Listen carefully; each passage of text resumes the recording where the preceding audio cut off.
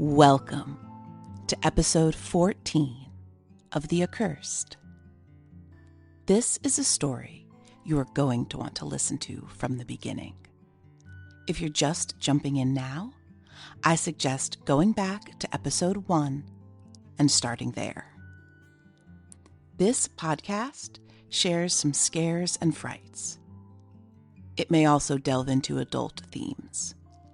Specific content warnings are in the show notes of each episode. Please check there so that you can honor yourself and your needs. I am happy to report that I have little to report. There have been no bumps in the night or crows in the morning. No scratches or any other inexplicable injuries.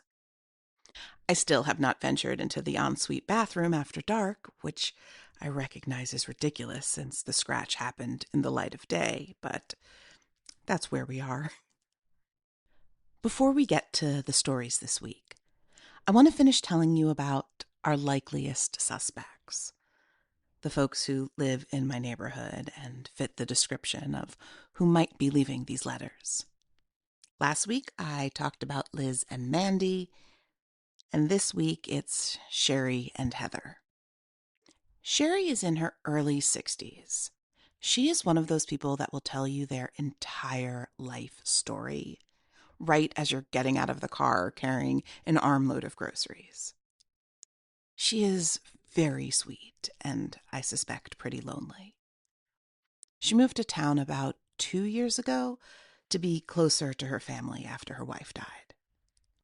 She lives a street or two up from me with her dog, who she is totally devoted to.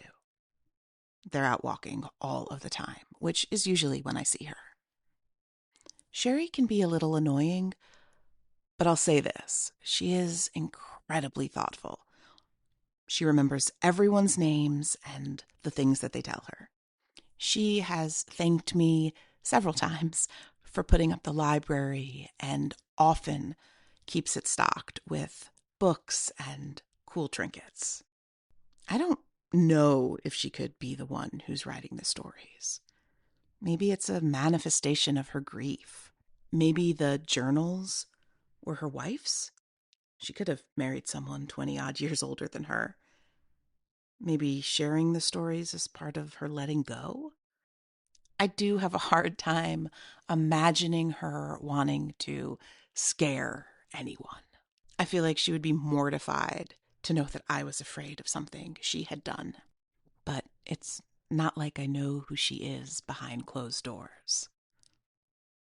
There's also Heather. I will say this about Heather. She is the only person of the 4 I considered using her real name. When I first moved in, she complained that the moving truck was blocking a driveway. My driveway. And she lives clear on the other side of the street, so it's not like it would have been an inconvenience to her at all. She didn't like that I used non-standard numbers, whatever that means, when I put up a new mailbox. She's complained about my little library and the whiteboard, saying they would both cause traffic. So, needless to say, Heather and I do not get along. She is literally the reason I stopped taking walks around my neighborhood and now go to the park instead. She must sit at her window all day, just waiting for a neighbor she can accost. And please know, I am hardly the only person who feels this way about her. And you might expect from this story for Heather to be, I don't know, in her 80s, but no, early 30s. She's probably the only one of the 4 who I think might do this just to spite me, to scare me, just, I don't know, to get the upper hand in a war only she is waging. And truthfully, I don't know much else about her.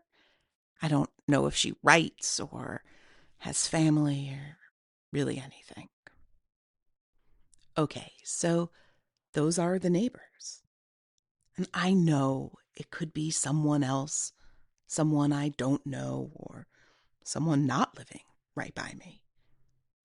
But I can only go with what I have, and despite a calm week, this cannot keep going on. I need answers. I need to feel safe. So, as I said in the last episode, if something here jumps out at you, if you have thoughts or theories, please share them. Let's get into the stories, shall we? Another new story arrived this week, and again, it feels like a roundabout response to last week's episode, or maybe just an answer to one of my many questions about the woods, the shadows, the family. I recognize that what I'm about to say is a little ridiculous, but I don't think it hit me really until today that if the stories we've received recently are in response to this podcast, it means whoever is leaving the stories or maybe writing the stories, they're listening. I mean, I knew that on a purely factual basis, but when I thought about that this morning, it sent a chill right through me. They know I'm scared. They know I've been scratched. And they're just listening. It's like I'm a mouse being toyed with by a cat. And there's this sense of being watched, of being spied on. I can't say that I enjoy that at all. And I don't like feeling powerless to do anything about it. I guess what I can do is share this week's story. Here we go. I remember the panic as if it were mine. Bitter, jagged, choking me, even when I tried to pretend that I wasn't there. Because I wasn't. I was not here, not there, but I knew. Still. I knew Mama had gathered up the dollar bills, the ones she'd hidden in the lining of her purse, hiding them away from Father. Always needed an escape plan, didn't you, Mama? Even from me. Father had been working that day, so Mama took the bus to town. Maybe the last time she went anywhere. Until after, when all was said and done. I remember how her hands shook as she passed the driver her token. The way the bile rose in her throat, and she tried so hard to pretend that she was still in control. But she still shivered when she felt the breath hot against the back of her neck. And when she heard the whisper, the laugh, the warning. The nights had started to get to her by then. The dark and the shadow and the way he whispered to her, promises that she was foolish enough to think were made for her. You never did learn, did you, Mama? She didn't know him, the psychic, but she was desperate. Desperate for answers she hadn't earned. Not that she would have ever tried. But the fear settled in deep, hadn't it? You thought it was me. You thought it was mine, didn't you? Is that why you did it, Mama? Is it? She rang the buzzer and waited under the awning, placing her hand on her belly still flat. But the pose set the stage, and Mama made a sympathetic creature, as if that would help. A woman answered, looked Mama over once before ushering her in. The man sat at the table. He was old, his breath bitter. Mama's heartbeat shook the world as she slid the money across the table and put on a mask of damsel in distress.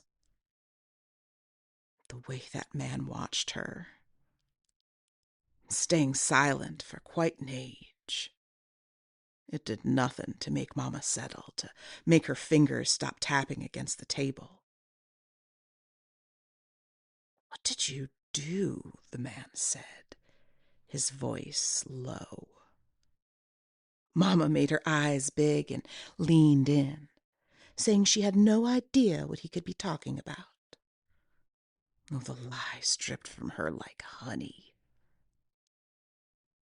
The man ignored her as if he knew who she was. "He's here, you know," the man said, just as the radio in the corner turned itself to static and the noise filled up everything. Mama almost jumped right out of her skin before looking around the room, as if she didn't know, as if she didn't understand. She started to speak, Mama did, but he cut her off. "This is not what you paid for. You will be quiet." And so they sat, unspeaking, the radio crackling still, though he paid it no mind. It took a time, but he finally started to speak. He said that the woods were waiting, that there was nothing left to do, nothing that could be done, but honor what she had been given. Again he asked, "What have you done?" His voice was so cold it made Mama shiver. "What have you done? And for what? For a promise that will fade? You selfish child." "Please," Mama said, layering the sweetness in her voice with desperation. It was then that the static broke and left us in a ring of silence. All of a sudden, the man's face hardened, and his eyes lost focus, his voice deepened and echoed as he spoke, as if this were a game.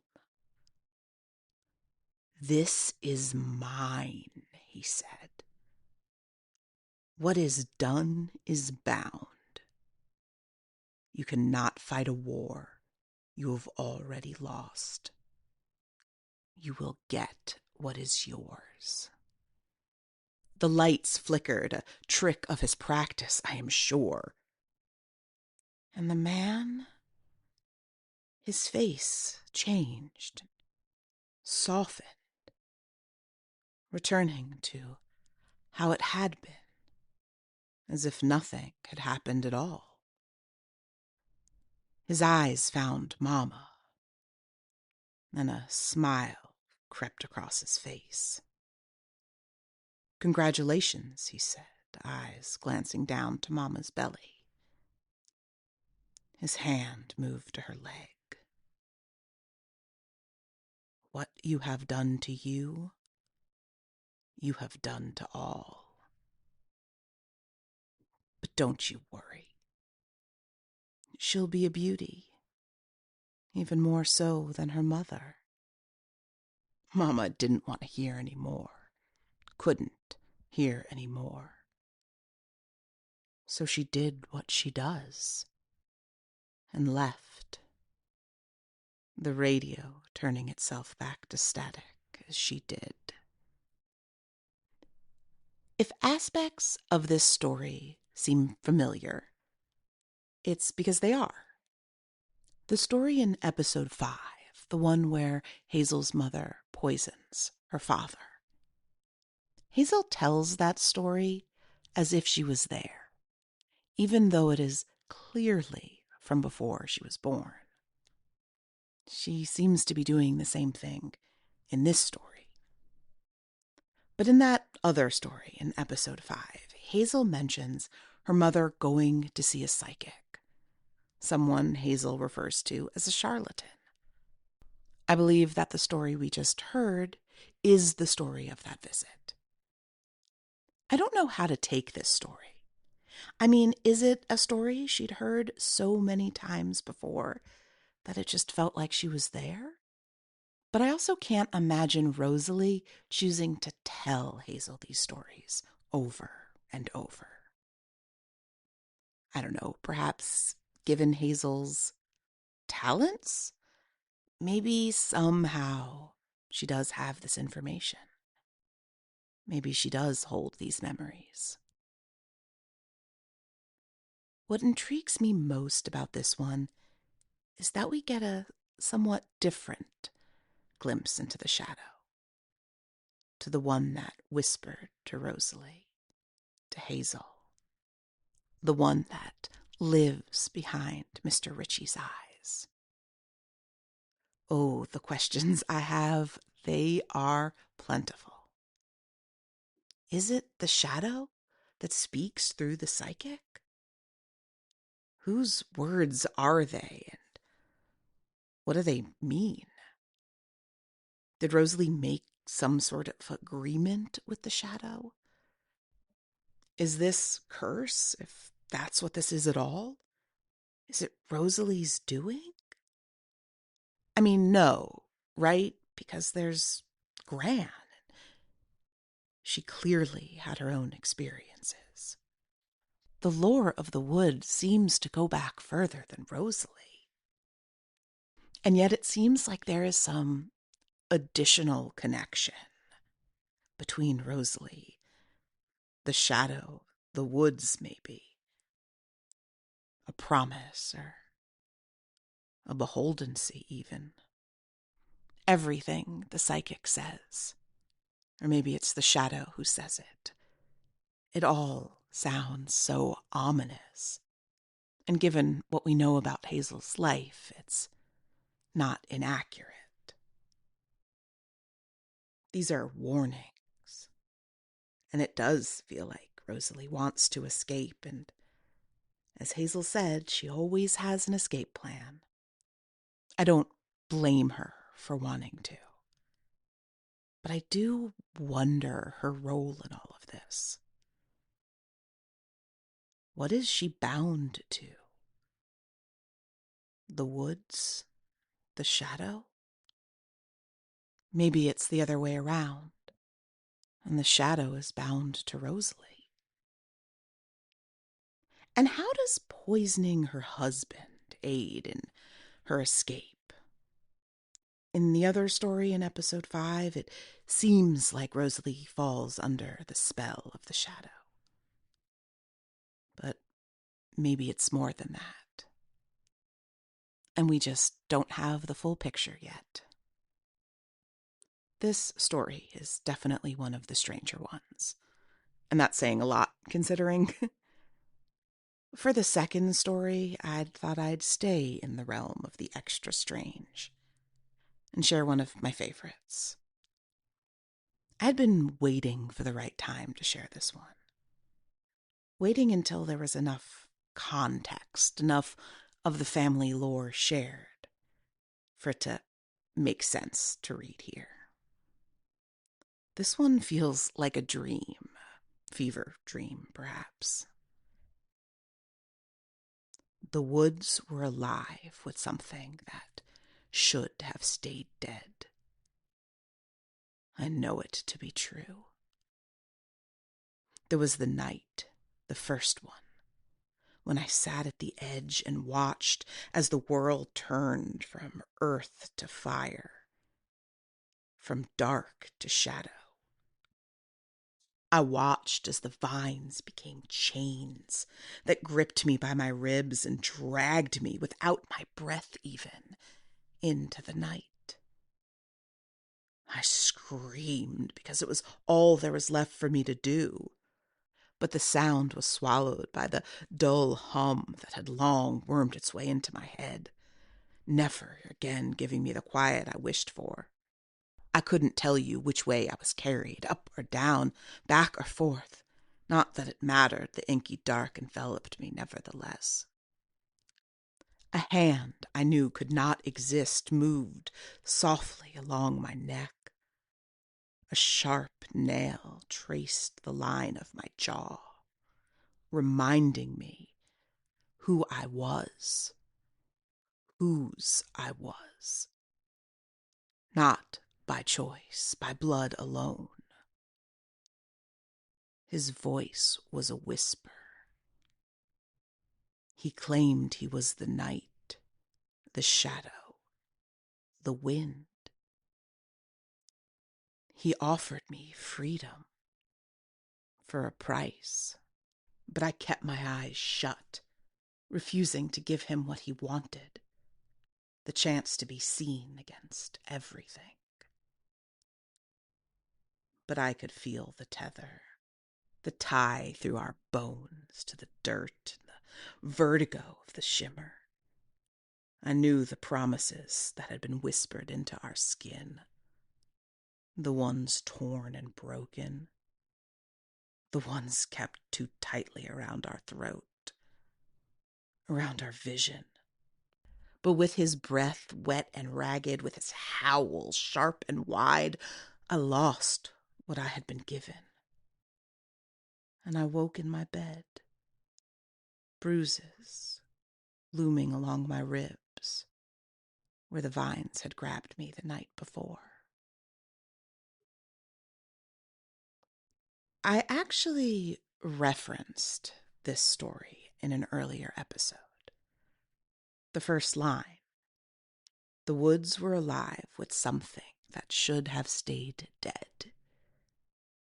I suspect those words are incredibly true, though I also wonder if whatever is in those woods was ever really alive, or dead for that matter. I also wonder if this story is related to the one from last week. Hazel going into the woods, and something, someone, a shadow, a man being there with her. Is this the same shadow? The same man? Maybe Hazel is younger here. She does say it was the first night. Maybe it was her first time in the woods. In both this story and the one from last week, Hazel is offered freedom.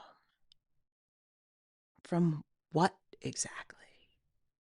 The woods, the shadow itself? A curse? In the story that I just read, Hazel refuses the offer. But in last week's story, she accepts. Does this mean she found freedom? I wonder, too, how this is tied to what the psychic said in today's first story about what seems to me like an offer Rosalie accepted once upon a time. I've also been thinking about the coda at the end of last week's story. It is not mine to know if he spoke a truth or a lie. That is for you, and for that I am sorry. I feel like Hazel is trying to see if the offer for freedom was real, or if it was a lie. Should she have resisted like she did here? Or did she do the right thing by giving in, like her mother had? I don't know who she's talking to. In the previous story, she sort of rails at her mother, who I assume is dead, though clearly that does not need to stop Hazel. In this story, and in some of the others, I've come to think of the person she's speaking to as someone else in her family, someone younger, perhaps a child or grandchild. maybe they're meant to carry the mantle. Maybe all these stories are our family history. I wonder if whoever these stories were written for has gotten what apparently they'd been promised. I wonder if they're the one leaving the letters. And that is what I have for you this week. As always, if you have questions or answers, I want to hear them. You can email me at JoAnna@theaccursed.com. Until next time, goodbye. The Accursed is written, created, and all around conjured by me, Anna Dane. You can find out more about the show at theaccursed.com or on Instagram at The Accursed Podcast. You can find out more about me at JoAnnadane.com. The intro and outro song, Cathedral, is provided by Moby Gratis. Want an extra bonus story? Sign up for our mailing list at theaccursed.com and one will be delivered right to your inbox. If you like the show, there are 2 ways you can help us out. First, please consider rating and reviewing the show on Apple Podcasts, Spotify, or wherever you happen to listen. Second, share us with other folks in your world who might love a ghost story. Thanks again for listening. Bye.